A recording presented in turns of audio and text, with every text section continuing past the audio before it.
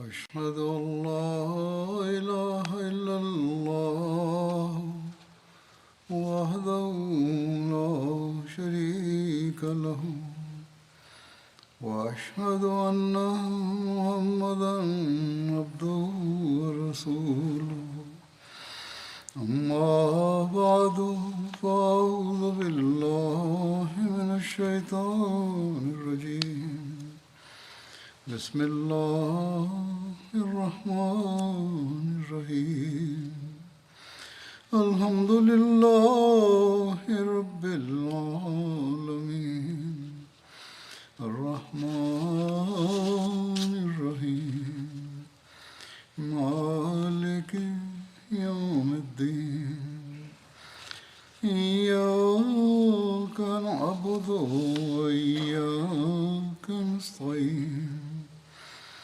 اهدنا الصراط المستقيم صراط الذين أنعمت عليهم غير المغضوب عليهم ولا الضالين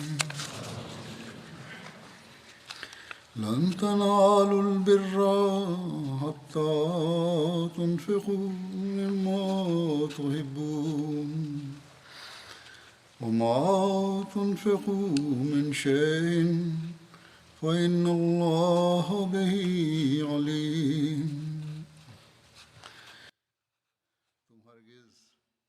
Vi nikako nećete postići dobrotu dok ne budete trošili od onog što volite, a šta god vi trošite, Allah to dobro zna. U ovom ajetu svemogući Allah je jasno rekao da se najviši standardi dobrote postižu tek tad kad radi Božijeg zadovoljstva potrošite ono što volite na Allahovom putu.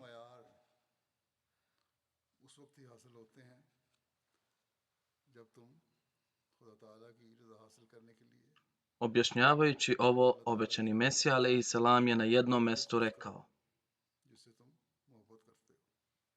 nikada ne možete pronaći pravu dobrotu koja vodi prema spasenju, osim ako na Allahovom putu ne trošite bogatstvo i stvari koje su vam drage.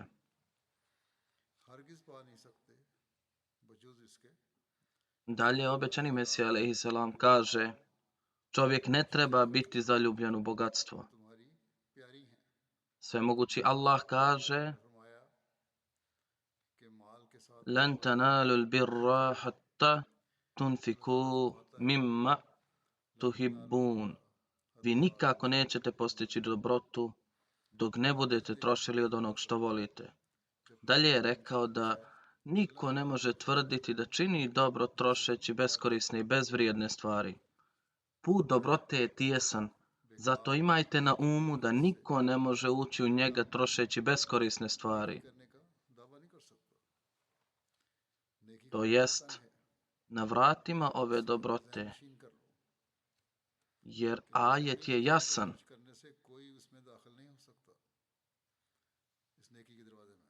Da nikako nećete postići dobrotu dok ne budete trošili od onog što volite. Ne možete dobiti status voljenog dok ne potrošite stvari koje su vam drage. Ako ne želite da podnosite teškoće i ne želite da usvojite pravu dobrotu, onda kako možete biti uspješni? Dalje kaže, da li su ashabi bez truda lako dostigli ovaj nivo? Koliko troškova i muke treba podnijeti da bi stekao svjetovne titule? Onda tek se dobije titula koja čak ne može pridonijeti zadovoljstvo i spokoj srca. Titula se ne dobija, ali nije neophodno da ta titula će vam pružiti smiraj srca, ali ipak čovjek se za nju ne trudi.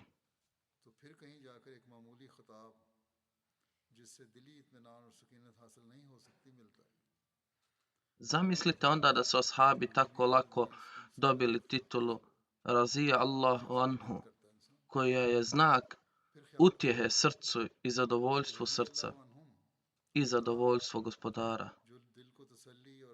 Stvar je u tome da se Božje zadovoljstvo koje vodi do istinske sreće ne može postići ako se ne izdrži privremena patnja.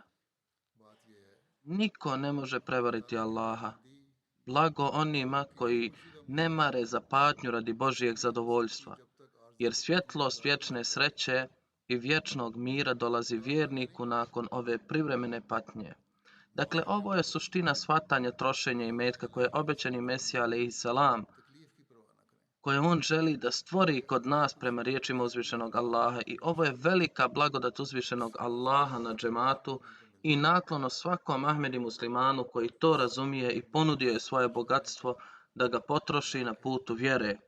Uprkos njihovim potrebama, veliki broj džematlija je ponudio svoje bogatstvo za vjerske potrebe.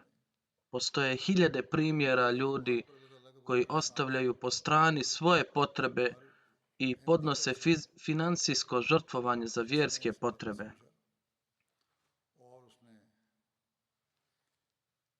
अपना माल दीन के रास्ते में खर्च करने के लिए पेश किया कि बावजूद अपनी ज़रूरियात के अफराद जमात की एक बड़ी तादाद अपना माल दीनी ज़रूरत के लिए Danas vidimo da su ekonomski uslovi u svijetu generalno sve gori i gori, posebno u zemljama u razvoju. जो अपनी ज़रूरियात को उसे पुश डालकर Inače, ni razvijene zemlje više nisu u situaciji da su imale lakoću i fleksibilnost u svemu, आजकल हम देखते हैं कि दुनिया a sada su i ratni uslovi u svijetu i rat Ukrajine i Rusije u Europi također je और ख़ास utjecao na uslove Europe. वैसे तो Međutim, privreda zemalja u razvoju je više pogođena. Zatim je korupcija političara ovih zemalja također jako pogoršala situaciju, दुनिया में जंग ali uprkos tome और यूरोप में भी Ahmedi muslimani idu naprijed u svojoj financijskoj žrtvi. काफ़ी ख़राब कर दी U očima svjetovne osobe तरक्की पजीर ovo je nešto što je teško razumjeti, फिर ali oni koji imaju jaku vjeru corruption ने भी बहुत बुरे हालात कर दिए हैं लेकिन इसके बावजूद अहमदी अपनी माली कुर्बानी में Oni koji imaju jaku vjeru znaju da zbog ovih žrtvovanja se dobija Allahov blagodat. ये एक ऐसी बात है U prvoj hudbi u novembru, kao što moji džematlije znaju, najavljuje se nova godina za Tahrik-i Jadid. पता है Pa ću vam predstaviti neke priče vezane za Tahrik-i Jadid. इसके नतीजे में अल्लाह ताला के Predsjednica Leđne, odnosno ženske organizacije u Lahoru, mi je napisala iz distrikta Lahor da su je u jednom medžlisu zamolili da skrene pažnju na donaciju za Tahrik-i Jadid. तो तहरीक जदीद के हवाले से ही मैं बाज़ वाक़ To je medžlis srednje klase koji zarađuju srednje prihode. Ona kaže, bila sam stidljiva i dvoumila se da šta da im kažem jer se već dosta žrtvuju, pošto mi je rečeno के लिए कहा गया pa moram da obratim pažnju. यानी कमाई करने वाले और Kaže, bila sam zapanjena kada sam vidjela kako se sve više žena žrtvuje. शर्म भी थी Kaže, osjećam se posramljeno što se ljudi s niskim primanjima žrtvuju kako mi ne možemo ni zamisliti. मुझे कहा गया था इसलिए तो A mnogi bogati ljudi također to ne mogu ni zamisliti. हैरत में थी Par stotina hiljada rupija dato je u obliku gotovine i nakita. किस तरह बढ़ बढ़कर औरतों ने Slično tome izvještaje Vakil al-Mala i kaže, ima dugu listu od nekoliko stranica žena koje su predstavile svoje nakite.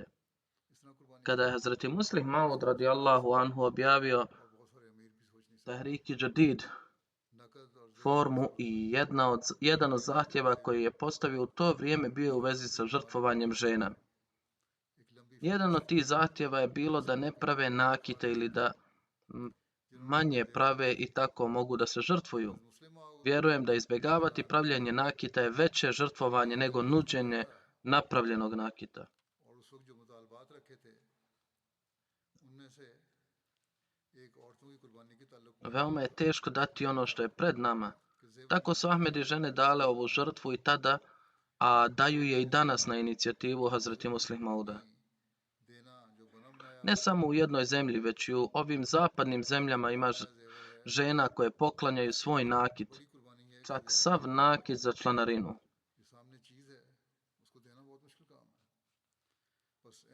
Onda naprave novi i to isto daju kao donaciju.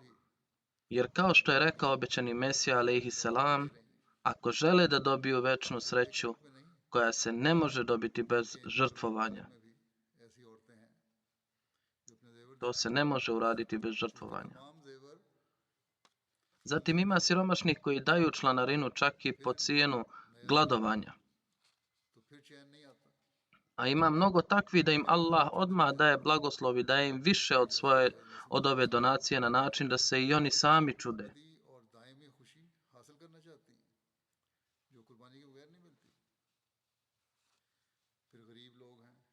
Ispričat ću neke slučajeve takvih ljudi, ali ću istovremeno i zamoliti ove bogataše da iz ovoga uče i povećaju kvalitet svojih žrtvovanja. Hazreti Muslim Maud je to rekao u jednoj od svojih hudbi. Ima i siromašnih koji daju i do 45% svojih mjesečnih primanja. Ako im se uzme dnevna hrana kao osnova i po tome se izvode troškovi. Ali bogati daju samo 1,5%. Ali sada ima i oni od siromašnih koji daju 100%, a bogati možda daju 1%. Dakle, u tom smislu iznos od 100% sa strane siromašnih je mnogo manje od ukupnog iznosa bogatih, ali je kvalitet žrtvovanja veoma visok.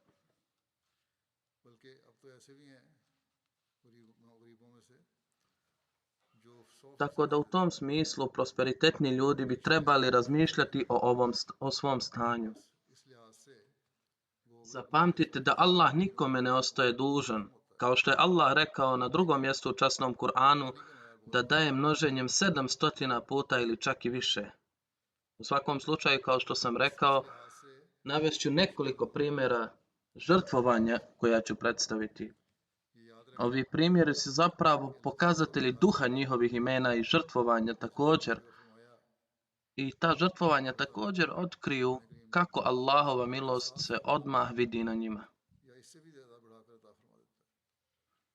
Gvineja Bisao je država u Africi. Gospodin Mahmud, koji je automehaničar, misionar ga je motivirao da donira za Tahrik Jadid.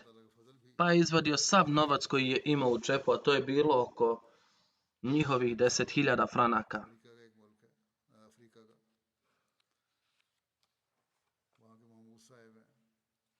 U isto vrijeme došla je i njegova snaha koja je sjedila u kući.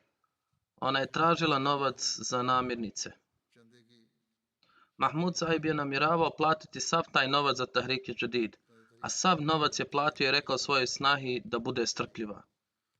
I onda se ona vratila. Mahmud Džirga sahib kaže da je bio u nevolji oko toga kako da plati troškove svojoj snahi kada je dobio poziv iz vladinog ureda u kojem su ga zamolili da dođe u kancelariju. Kada je stigao tamo, rekli su: vi ste prošle godine popravili naše motorcikle za koje vam nismo platili i dali su mu čak 190.000 franaka. Nakon što je primio ček, Mahmud sahib je odmah došao u svoju kuću, pozvao svoju snahu i ostatak porodice i rekao: pogledajte blagoslove trošenja na Allahovom putu. Novac koji nisam očekivao dao mi je gospodar.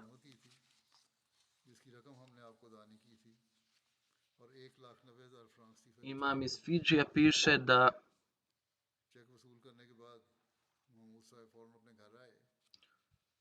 gospodin Ashfaq iz Nandija kaže da je tokom putovanja čuo prethodnu moju hudbu o Tahriki Jadidu i da je slušao ono što sam ispričao.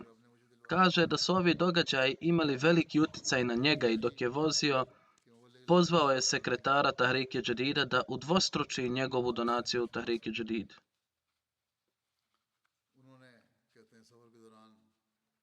Nakon toga, kada je napravljen godišnji financijski izvještaj poslovanja, vidjeli su da i njihova ovogodišnja dobit je također udvostručena. Na čemu navodi da vjerujem da ova dvostruka zarada nije dobijena našim trudom, već jednostavno milošću Allaha zbog dupliranja donacije.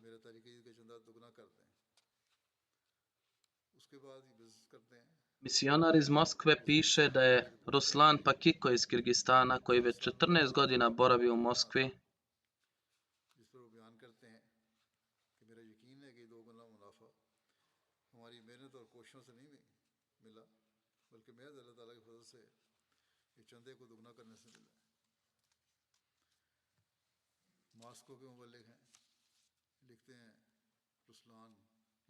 ovaj misionar kaže da on je bio redovan u financijskom žrtvovanju.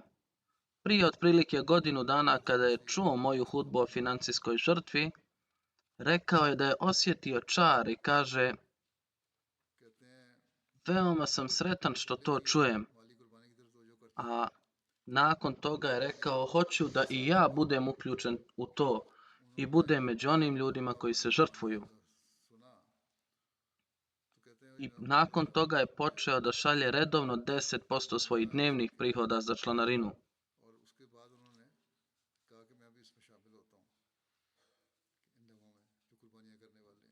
Nešto od ovoga je bilo za sadaku, odnosno milostinju, a ostalo za članarinu. Kaže da on ovu metodu održava već godinu dana. Kada je misionar prešao u drugo mjesto, tada ovaj gospodin, koji ima ruski temperament, on je iz Kirgistana i imao sam samo jedno pitanje, da može li nastaviti plaćanje članarine kao i ranije. Dakle, ovo je revolucija koju je obećani Mesija alejhi selam stvorio među ljudima. Znači da imaju brigu o članarini. Predsjednik džemata iz Tanzanije piše o jednom džematu, odakle je Muhammed Sani sahib.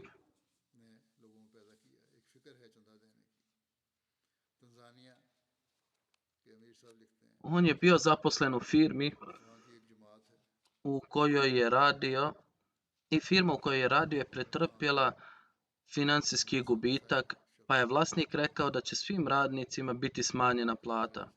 On je bio jako tužan zbog toga. To je bio posljednji mjesec plaćanja Tahriki Jadida. Kada ga je Mualim kontaktirao,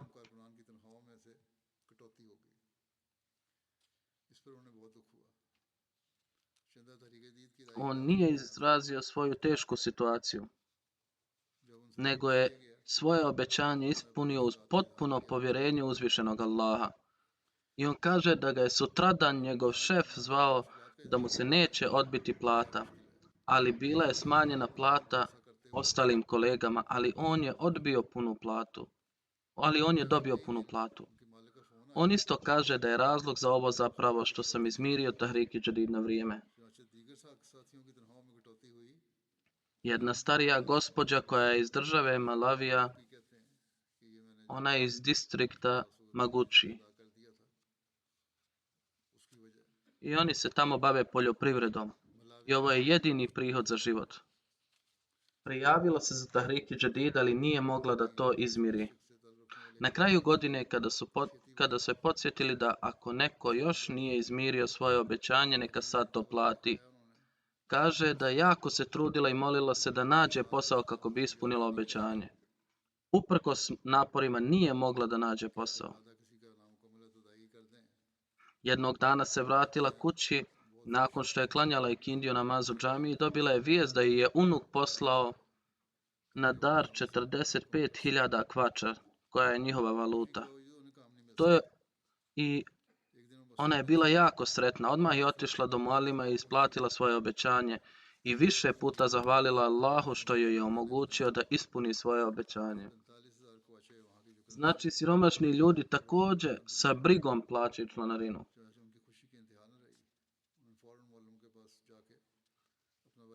Predsjednik džemata Tanzanije kaže o džematu Šijangi,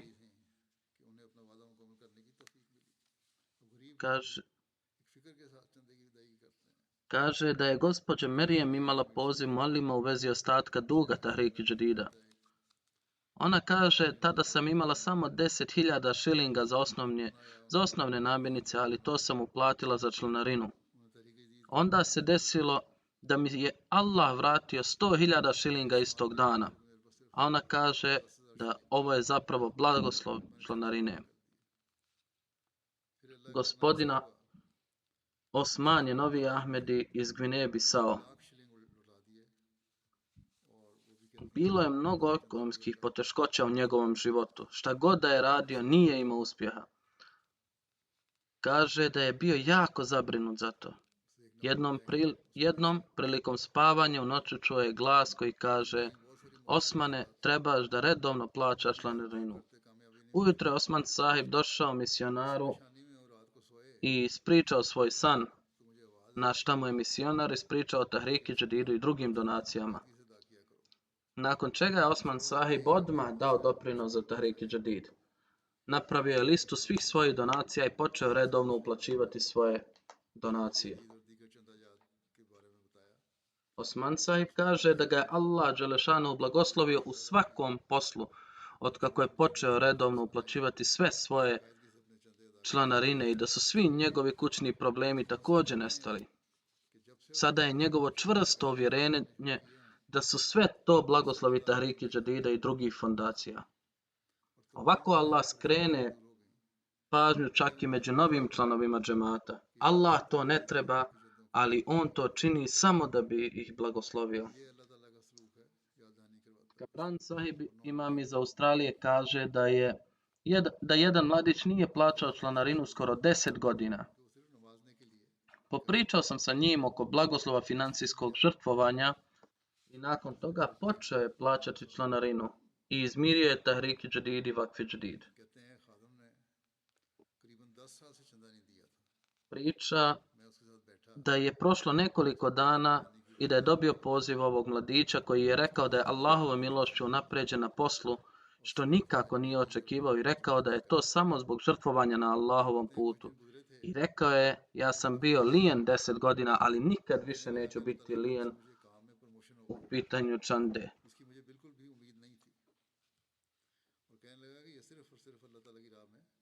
Još jedan prijatelj iz sela Nijamina iz Hambije, sekretar Tahriki Džadid, otišao je u njegovo selo i zatražio isplatu donacije, navodeći da svrha ovog fonda nije samo da je to financijski pokret, već je jedan od njegovih ciljeva povećanje znanja i tabligh, odnosno širenje poruke Islama.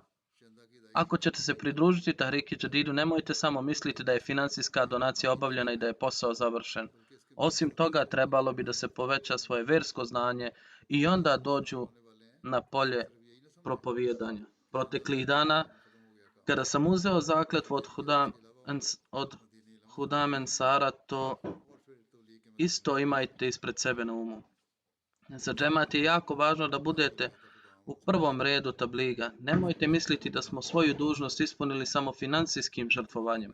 Jedan od ciljeva Tahriki Džadida je bio tablig i to je bio glavni cilj zbog koje je pokrenut ovaj fond. Kaže, to me je jako impresioniralo i odlučio sam da se pridružim džematu, jer prije toga on nije dao bajat. Kada je saznao ciljeve za Tahriki Džadid,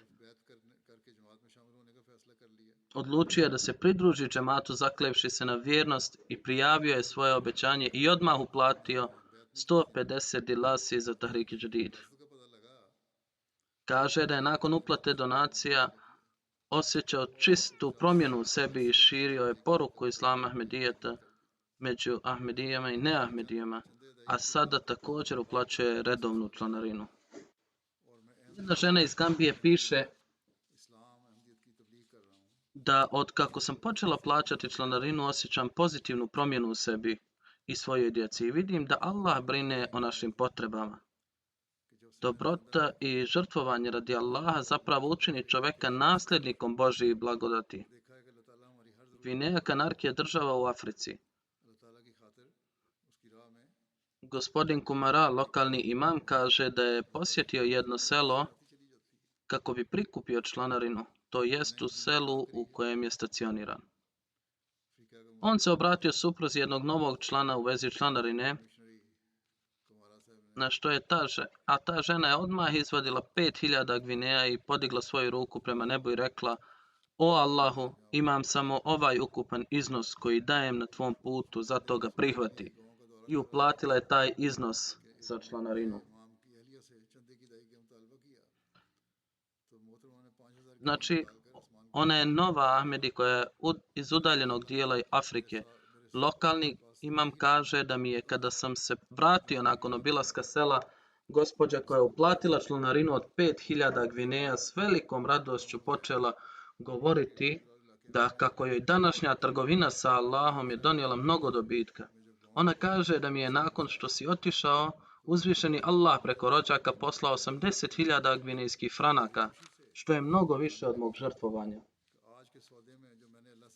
Gospodin Jallo, lokalni imam iz Gvineje Kanakri,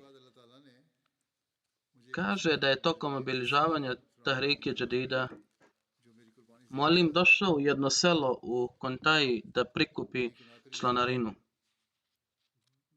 Jedan novi član, gospodin Šehu, koji je imao obećanje za 30.000 gvinejskih franaka, kaže da mu je skrenuta pažnja na uplatu i rekao je da imam samo 30.000 za troškove kuće za danas, ali ja to dajem na Allahovom putu, pa to uzmite.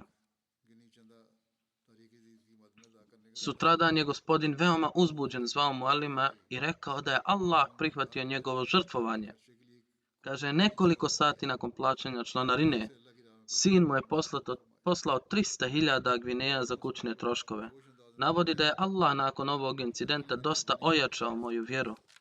Donacija koju džemat dobije od nas se troši na Allahovom putu i ja ću nastaviti da se žrtvujem na isti način.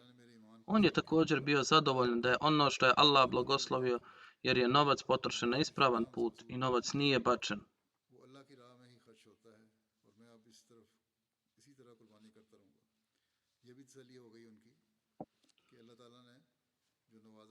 Prijatelj iz Kazahstana, gospodin Bajgamarzoev, redovno učestvuje u članarini. Kaže, ja sam u junu mjesecu dobio otkaz na poslu i gazda mi je isplatio svu platu. Kaže, sad sam u penziji. Nekoliko mjeseci nakon otkaza s posla morao sam da kupujem skupe lijekove i druge artikle zbog nekih bolesti. Ali sam bio jako zabrinut zbog nedostatka financijske podrške. Sljedećeg dana prilikom šetnje ulicom pomislio sam da provjerim svoje kreditne kartice.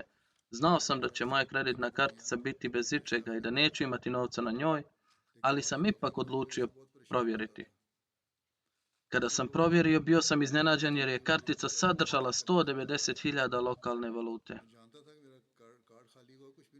Bio sam začuđen i zahvalio sam se puno Allahu. Bez navođenja razloga novac je na moj račun prebacila firma iz koje sam dobio otkaz.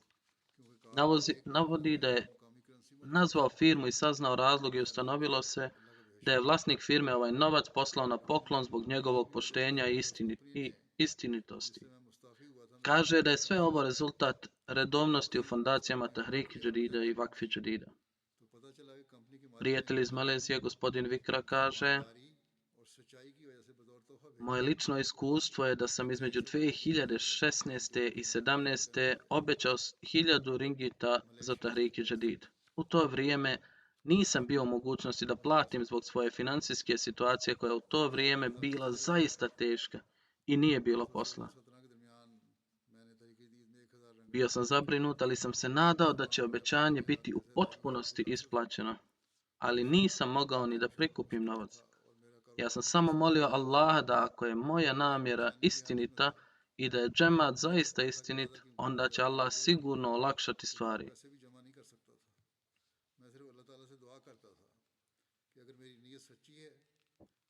Dan prije posljednjeg dana plaćanja prihod je došao od poslovanja i iznosio je tačno 1000 ringita.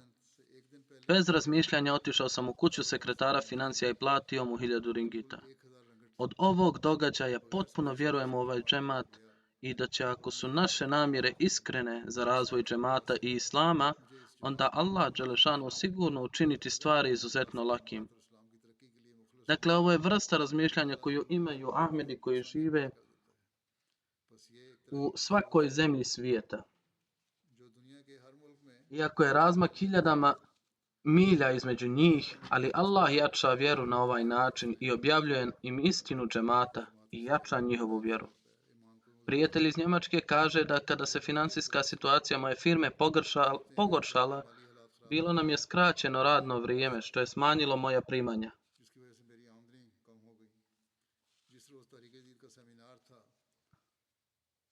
Na dan kada je održan seminar za Tahrik Jadid, slušajući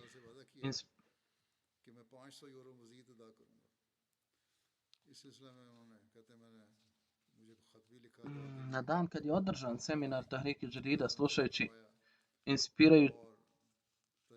inspirajuće događaje, obećao sam uzvišenom Allahu u svom srcu da ću platiti 500 eura više. S tim u vezi kaže, napisao sam pismo halifi i sam isto dovio. Uzvišeni Allah ga je blagoslovio i nakon što je platio prvo obećanje Tahrik Jadida, mogao je platiti još 600 eura. Poslije nekoliko dana iz druge firme su ga zvali da ako odeš iz prve firme i radiš kod nas, onda će ti plata biti 1000 eura veća nego kod prve firme. Nakon što sam razmislio o tome, odlučio sam da radim u ovoj novoj firmi.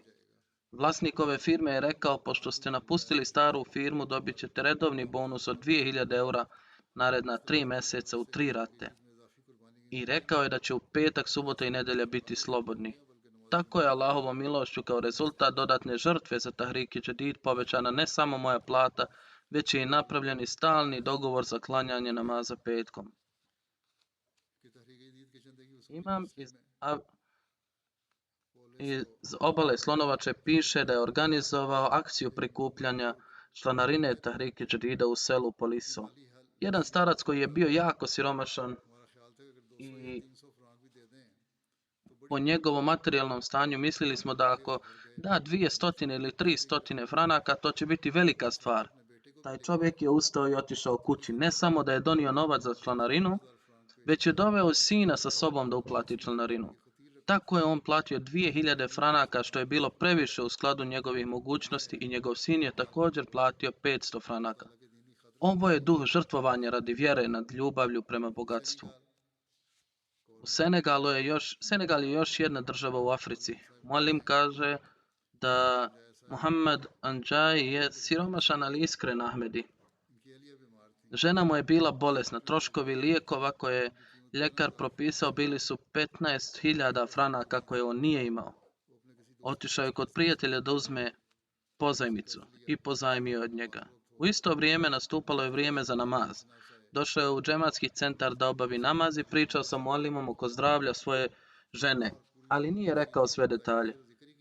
Ali muallim je već počeo pričati o akciji prikupljanja sredstava za Tahrik Jadid, da Allah olakša čovjeku u svemu kad čovjek se žrtvuje na Allahovom putu. Međutim, on je izrazio svoju prirodu i rekao da će platiti nakon par dana.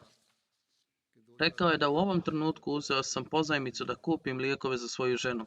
Međutim, on je otišao iz džematskog centra i vratio se nakon nekoliko minuta i rekao, čim sam napustio centar džemata, mislio sam šta mi je muallim pričao o ovoj akciji. Nisam ništa platio po ovom zahtjevu. Moje srce je postalo jako teško zbog ovoga. Pa evo, primite ovih 5000 franaka za Tahrik Jadid. Kupit ću samo neophodne lijekove. Nakon što je to rekao, uzeo je priznanicu i otišao. Još nije stigao do apoteke nakon što je izašao iz džematskog centra kada je imao telefonski poziv. Jedan gospodin je rekao da hoću da naručim jedan krevet, zato vam preko mobitela šaljem 50.000 franaka na vaš račun. Kada se tvoja žena oporavi, napravi mi krevet, a ostatak ću platiti kasnije. On kaže da umjesto apoteke vratio se u džematski centar i ispričao muallimu o incidentu i rekao da mu je uz blagoslov članarine Allah dao posebnu milost i da dobio sam više novca nego što mi je potrebno. Muallim iz Senegala kaže da je jedan iskreni džematlija Vagan sahib obećao 10.000 franaka za doprinos Tahrik Jadida. Rečeno mu je da se uskoro završava rok Tahrik Jadida, a njegova članarina nije još plaćena. Rekao je, trenutno nemam novca, ali ne brinite, platit ću prije istoka roka. čak i ako budem morao prodati svoju odjeću. I ovo je njihova strast. Muallim kaže da je nakon nekoliko dana došao u moju kuću i tražio da izmiri svoj dug za Tahrik Jadid i rekao da je bio jako zabrinut, ali mu je danas njegova kćerka poslala novac što nije očekivao, zato je prvo došao da uplati članarinu. U džematu tako ima iskrenih ljudi koji tako razmišljaju.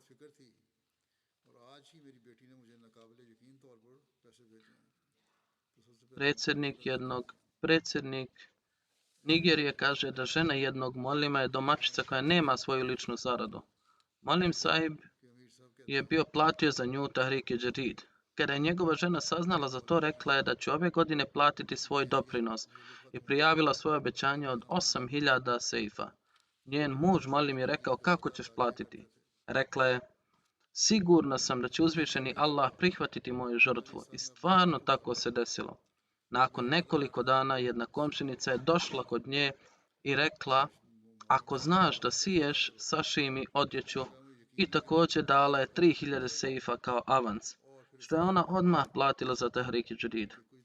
Od tada je imala toliko posla da je svoju članarinu lako platila.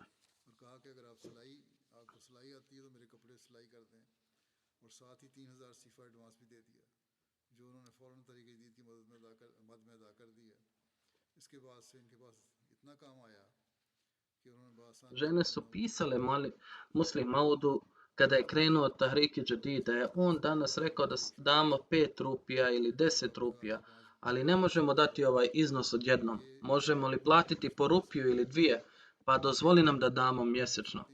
Duh koji je tada pokazivan postoji i danas, čak i među ljudima koji sjede hiljadama kilometara daleko. Čuju direktan glas halife vremena, ne razumiju jezik, ali su porasli u iskrenosti. Muallim iz Senegala piše: gospodin Seidi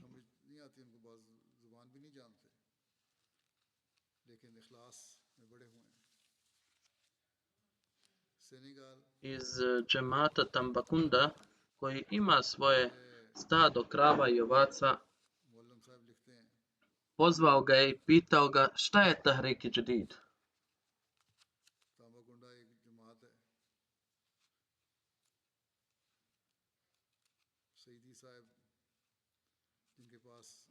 Čuo je da ljudi trebaju donirati u Tahrik Jadid.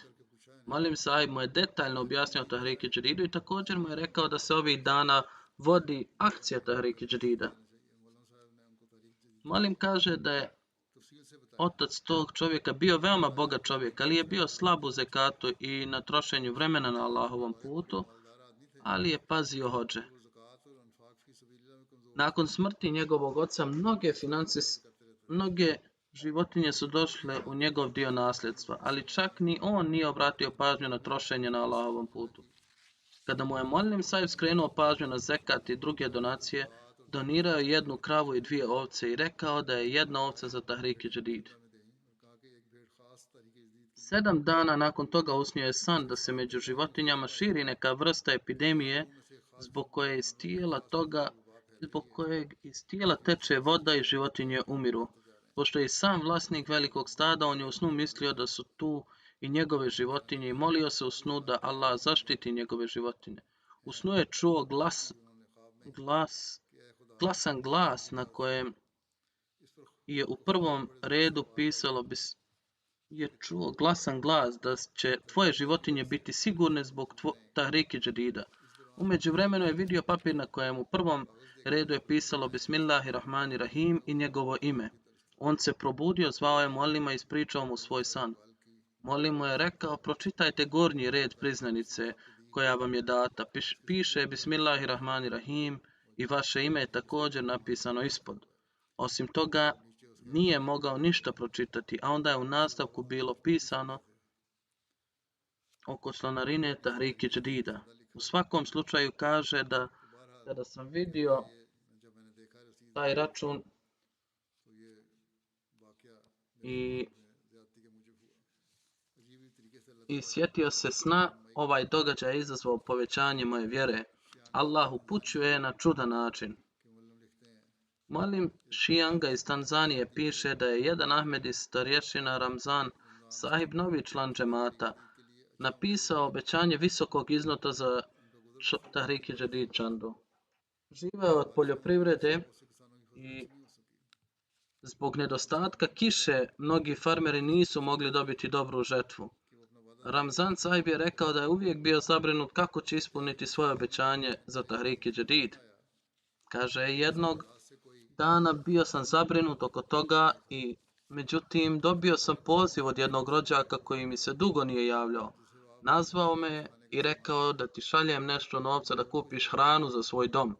Kada je ovaj starac primio novac, direktno je otišao do blagajnika i izmirio svoje obećanje, čak i malo više je platio. On je ubijeđen da mu je Allah sve ovo pomogao da ispuni obećanje za Tahrik-i Jadid. Dakle, to su bili standardi žrtvovanja i oni koji su se tek pridružili džematu. Sa jedne strane, opoziciona stranka je insistirala, odnosno opozicija džemata insistirala da eliminiše džemata. Sa druge strane, vidite kako je Allah svemogući stvorio duh žrtvovanja za dobrobit džemata.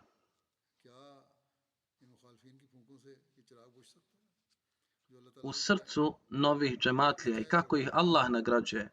Mogu li udarci ovih protivnika ugasiti ovu svjetiljku koju je Allah upalio?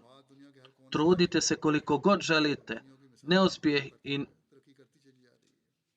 nevoljnost su sudbina protivnika i džemat napreduje dajući primjere žrtvovanja u svakom kraju svijeta. Hazreti Muslih Maud je pokrenuo Tahrik-i Jadid jer je pobuna protiv džemata bila sa svih strana. Čak su i vladini zvaničnici podržavali protivnike. Svrha Tahrik-i Jadida je bila da se džemat širi kroz tabligh i preko Ahmedija, da zastava Islama počinje se vidjeti u svakoj zemlji svijeta. Dakle, to su ljudi koji su došli od zagrlja Islama preko Ahmedija džemata, koji pokušavaju uspostaviti primjer na odlučnosti u vjeri i na polju žrtvovanja. Ovakvih događaja postoji bezbroj, ali se ne mogu svi ovdje opisati u ovom trenutku. Dozvolite mi da vam kažem nešto više o Tahrik-i Jadidu i njegovoj istorijskoj pozadini. Kao što sam spomenuo, pobuna i napadi su se dizali protiv džemata sa svih strana. Ahrar je posebno uložio sve svoje napore da stvori nerede i to je bio slogan da će izbrisati Ahmedijac sa lica zemlje. Izbrisat ću ime i trag Kadijana i bilo je razgovora o rušenju Kadijana ciglu po ciglu. Čak su postojali programi skrnavljanja svetinja Kadijana i mezara obećanog Mesija alejhi selam, a vlast je također bila sklonija opoziciji uprkos činjenici da je to bilo vrijeme britanske vlade, umjesto da okonča smutnju, ona ih je podržala. Dakle, pod ovim okolnostima Hazreti Muslih Maud je stimulisao džematlije dajući program u kojem je također skrenuo pažnju za financijsko žrtvovanje. Bilo je to 1934. godine. U novembru je on prvi put održao neke hutbe koje su dale neki uvid i pozadinu zašto on želi da započne ovaj program. On je to tek spomenuo i još nije opisao u detalje, ali su mu džematlije počeli pisati da će prinositi sve vrste žrtvovanja, na čemu je on izrazio svoje zadovoljstvo i rekao: ovaj detalj opisujem da bi džemat bio spreman za žrtvovanje, jer se ponekad žrtvovanja moraju produžiti, a žene i djeca također trebaju biti spremni za to. Ovo nije zadatak samo za muškarce, već i žene moraju razumjeti svoje odgovornosti. Iako to nije bilo obavezno za svakog člana Ahmedije u to vrijeme, ali džemat je pokazao izuzetan duh iskrenosti i lojalnosti. Međutim, 1934. godine najavio je fond i rekao da moramo odgovoriti na napade neprijatelja, ne buđenjem napadima poput njih, već tabligom, odnosno širenjem poruke, jer je neprijatelj dobio ovu priliku samo zato što nismo širili poruku kako treba. Ozbiljno razmišljanje i planiranje koje je trebalo da se uradi oko toga nije urađeno. Napori koji su trebali biti uloženi da se poruka Ahmedijete proširi u krajeve svijeta nisu učinjeni. posao nije urađen kako bi trebao biti. Tada je on džematu dao program u kojem se fokusirao na poboljšanje kvaliteta samousavršavanja i financijskog žrtvovanja od 27.000 rupija, što bi trebalo prikupljati u roku od 3 godine. Ali Allah je omogućio ovom džematu koji je pun iskrenosti i lojalnosti već u prvoj godini da prikupi 100.000 rupija, a s obzirom na financijske uslove džemata u to vrijeme, to je bilo ogromno žrtvovanje.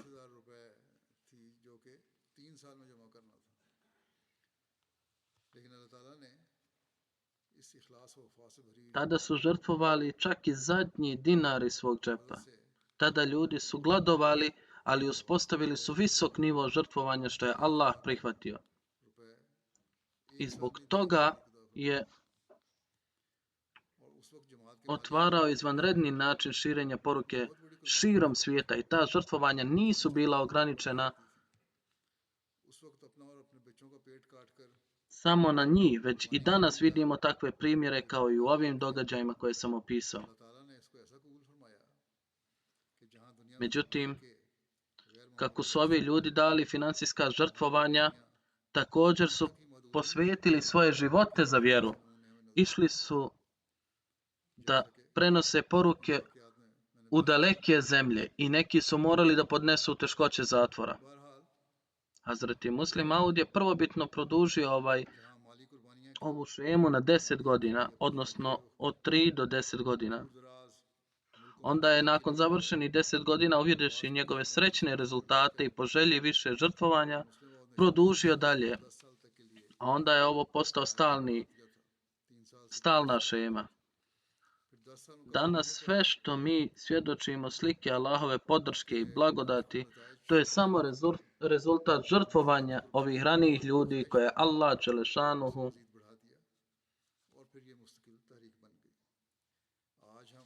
ukabulio. Čak i sad novi članovi džemata budu privučeni na financijsko žrtvovanje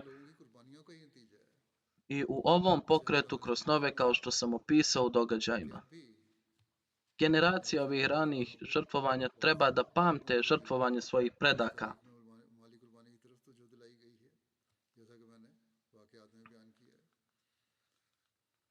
I pri čemu oni sami i njihovi potomci treba da pokušaju da nastave sa ovim žrtvovanjem, a sami da napreduju u ovom polju radi blagoslova koji su im dati. Međutim, prema ovom pokretu, broj ranijih učesnika je bio 5.000. Oni su zabilježeni kao mudžahidi prve jedinice Tahrike Džedida. A zatim je napravio poseban program od strane Hazreti Halifatul Mesiha IV. Da njihova djeca i loza trebaju da nastave plaćati članarinu u njihovo ime zauvijek. A onda kada sam započeo 5. jedinicu, obratio sam posebnu pažnju na to i sada. Allahove milošću računi svih njih su aktivni. Kada su mudžahedini prve jedinice navršili 10 godina, tada je Hazreti Halifatul Mesih II. Najavio drugu jedinicu, pa oni koji su došli kasnije su se pridružili na to.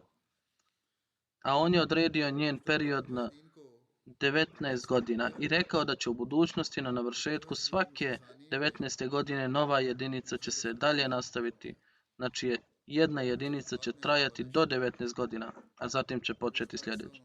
Dakle, prema ovome 3. jedinicu je tada izdao Hazreti Halifatul Mesih III. Ali Allah mu se smilovao. Međutim, nakon 19 godina trebalo je da bude izdata nova jedinica 64. Ali zbog bolesti Hazreti Halifatul Mesiha II. Nije to mogao objaviti u to vrijeme. Stoga je Halifatul Mesih III. Rekao da ja najavljujem ovu jedinicu, ali će ona biti pripisana Hazreti Muslim Maudu. I Allah će i mene za to nagraditi. Najavljena je 66. ali on je rekao da ovo službeno nastupa od novembra 65. Zatim 85. godine 4. jedinicu izdao je Hazreti Halifatul Mesih IV. Zatim, zadržavajući svoj 19-godišnji period, ova četvrta jedinica je nastavila 19 godina. 2004. godine kada se završio ovaj period od 19 godina, tada sam izdao 5. jedinicu. A danas ću, nakon navršenih 19 godina, ja najavljujem 6. jedinicu. Sada novopridruženi džematlije i novorođena djeca ili oni koji ranije nisu bili uključeni ni u jednoj jedinici, pridružit će se 6. jedinici. Dakle, rukovodstvo džemata treba da pokrene proceduru u skladu sa tim u svojim džematima. Kada je Hazreti Muslim Maud radijallahu anhu najavio novu jedinicu, rekao je da će nakon toga, to jest nakon druge jedinice, doći 3., 4. i 5. jedinica Tahriki Džadida i da ćemo nastaviti da se žrtvujemo za vjeru.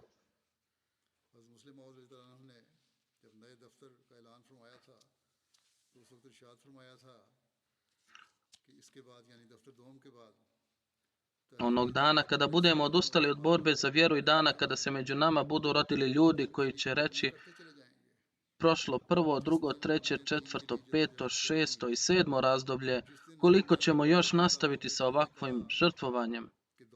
Dakle, ovo više, dokle ovo više?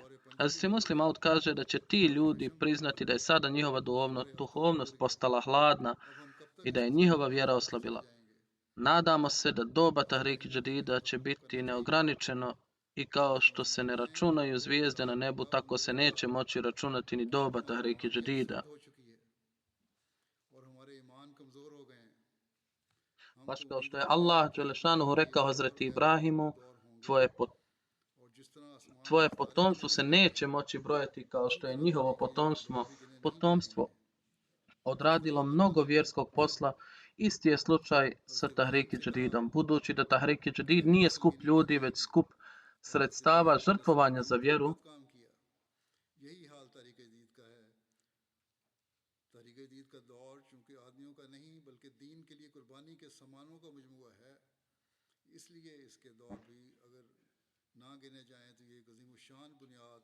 Budući da Tahrik Džadid nije skup ljudi, već skup sredstava žrtvovanja za vjeru, zato ako njegovo doba bude neograničeno, to će biti veliki temelj za snagu Islama i Ahmedije džemata. Dakle, sa ovim duhom svaki Ahmedi musliman treba analizirati nivo svog žrtvovanja. Kao što sam rekao, ispričao sam neke od incidenata o tome kako Allah blagoslovi ove ljude. Ovo je praktično Allahovo svjedočenje da je ovo Božji pokret. Na isti način Hazreti Muslim Maud je na jednom mjestu rekao u kontekstu Tahriki Džadida, povezujući ga sa sistemom vasijeta, odnosno oporuke, da je sistem Tahriki Džadid koji je pokret, sistem oporuke. Ja ovo objašnjavam svojim riječima. Ovo je kao uvod, odnosno zbog Tahriki Džadida sistem vasijeta će biti ojačan. To će biti osnova za navikavanje na financijsko žrtvovanje. To je vodič koji ide pred karavanom. Ljudi će biti obaviješteni da veliki sistem tek dolazi za njim. Taj sistem se zove oporuka.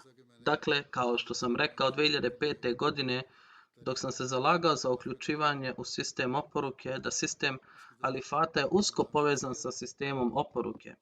U sistem oporuke će se uzdignuti nivo financijskog žrtvovanja i radi navikavanja financijskog žrtvovanja postoji Tahriki Džadid, pa trebamo obratiti pažnju prema njemu.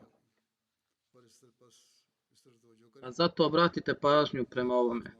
Neka Allah dželešanuhu pomogne dobrostojećem dijelu džemata da također obrati pažnju na ovo. Milošću Allaha dželešanuhu neki koji puno zarađuju obraćaju pažnju, ali još uvijek ima prostora za više ljudi koji bi trebali dati doprinos u skladu sa svojim mogućnostima. Siromašni su, kao što sam rekao, daleko napredovali u polju žrtvovanja, ali bogati treba da obrate pažnju na to. Sada iznosim i prošlogodišnje podatke. Dozvolite mi da vam sada ispričamo plodovima Tahriki Džadida koje smo vidjeli. U početku smo bili ograničeni samo na Kadijani u nekim dijelovima Indije, ali sada je ukupan broj zemalja od 220.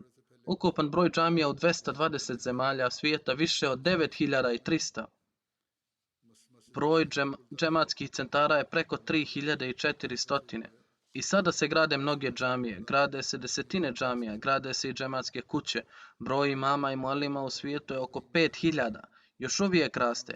Allahovom milošću časni Kur'an je također preveden na 77 jezika. Štampa se literatura kao što se i prevodi literatura na različite jezike i kroz ovaj projekat se radi na bezbroj radova koji su pokrenuti preko ovoga.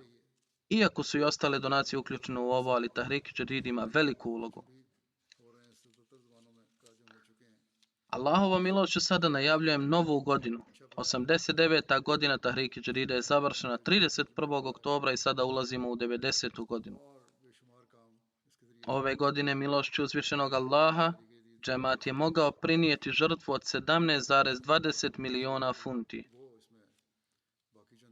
Alhamdulillah, i ovo je 749.000 funti više nego prošle godine uprkos ekonomskim uslovima u svijetu.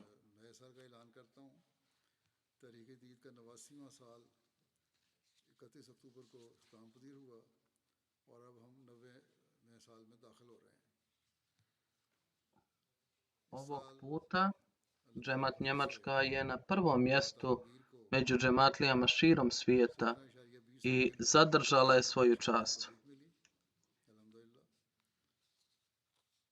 Na kurseva valuta u svijetu su dosta uticali i ekonomski uslovi u Pakistanu, ali općenito na lokalnom nivou svi su povećali kvalitet svojih žrtvovanja.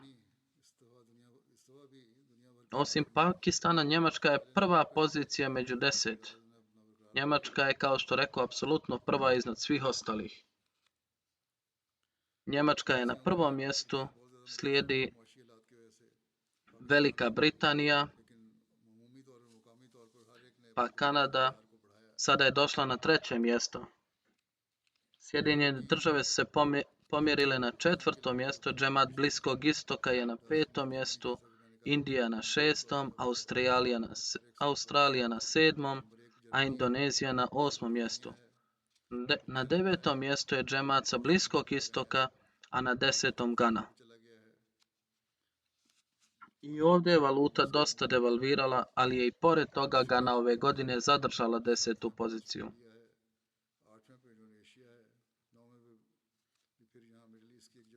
Značajne zemlje koje su manje uključuju Irsku, Mauricijus, Holandiju, Maleziju, Singapur, Novi Zeland, Kazahstan, Gruziju i tako dalje. Arapske zemlje imaju istaknutu poziciju. Gana, Mauricijus, Nigerija, Burkina Faso, Tanzanija, Gambija, Uganda, Liberija, Sierra Leone i Benin. Ukupan broj učesnika je premašio 1637.000, a najaktivnije zemlje su Gvineja, Konakri, Jamajka, Kirgistan, Zambija, Nepal, Gana, Kenija, Tanzanija, Kongo, Kinshasa, Kongo, Brazzaville, Nigerija, Senegal, Obala Slonovače i džemat iz Bliskog istoka. Rodermark je među 10 najboljih džemata u Njemačku. Rodgau, Kiel, Osnabrück, Pinneberg, Neuss, Nidda, Köln, Mehdiabad i Pforzheim. Prema regionu Hamburg je broj 1, pa Frankfurt, pa Groß-Gerau, Wiesbaden, Deisenbach, Riedstadt, Wieselsheim, Morfelden, Waldorf, Darmstadt i Mannheim. Prvih 5 regija Velike Britanije su Baitul Futuh je broj 1, a zatim Islamabad, Midlands, Mesdžid Fazl i Baitul Ahsan. Veliki džemati iz Velike Britanije, Farnham, Worcester Park, Southstream, Islamabad, Walsall, Aish, Gillingham, Aldershot, South Evil, Bradford North, od malih džemata Spin dolina, Swansea, Northampton, North Wales i Newport. Vaughan na broju 1 u Emiratima Kanade, zatim Calgary, zatim Peace Village, Vancouver, Mississauga, Toronto. Od malih džemata iz Kanade Hamilton, Ottawa East, Bradford East, Hamilton West, Montreal West, Winnipeg, Regina, Leicester i Abbotsford. Američki džemati su Maryland broj 1, Northern Virginia, Los Angeles, Seattle, Chicago, Silicon Valley, Detroit, Houston, Oshkosh, North Jersey, Južna Virginia, Central Jersey i Dallas. U Pakistanu Lahore zauzima prvo mjesto u generalnom smislu, zatim je drugi Rabwa i treći Karachi. Među distriktima Faisalabad je broj 1, zatim Gujranwala, zatim Gujarat, Umarkot, Hyderabad, Mirpur, Khas, Lodran, Bahawalpur, Kotli Azad, Kashmir i Jhelum. Emirate Towership Lahore među urbanim džematima Pakistana u smislu sakupljana. Emirat Allama Iqbal Town Lahore, Emirat Darul Zakr Lahore, Emirat Azizabad Karachi, Emirat Mughalpura Lahore, Multan, Emirat Baitul Fazl Faisalabad, Gujranwala, Quetta, Peshawar. Među manjim džematima su Kokhar, Garbi, Chanda, Koch Sharifabad, Bashirabad, Sindh, Kharian, Hayatabad, Pindi Bangwa, Darul Fazl, Kunri, Nawazabad i Farm Khairpur. Među prvih 10 federacija Indije Kerala je broj 1, a slijedi Tamil Nadu, Karnataka, Telangana, Jammu i Kashmir, Orissa, Punjab, Bengal, Delhi, Maharashtra.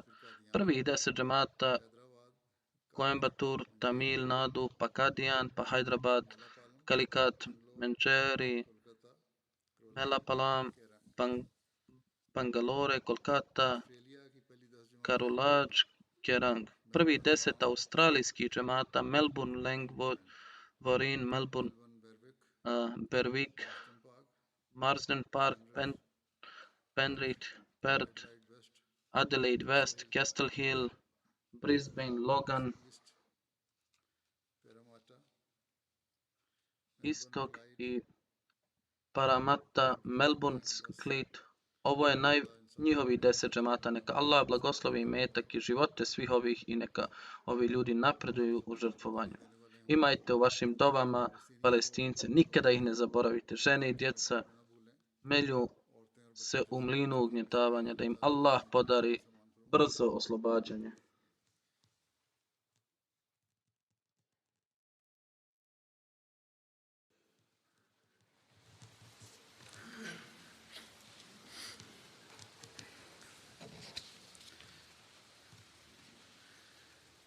Alhamdulillah, nahmaduhu wa nasta'inuhu wa nastaghfiruhu wa nu'minu bihi wa natawakkalu alayhi wa na'udhu billahi min shururi anfusina wa min sayyiati a'malina. من يهده الله فلا مضل له ومن يضلل فلا هادي له ونشهد أن لا إله إلا الله ونشهد أن محمدا عبده ورسوله. عباد الله رحمكم الله إن الله يأمر بالعدل والإحسان وإيتاء ذي القربى وينهى عن الفحشاء والمنكر والبغي يعظكم لعلكم تذكرون.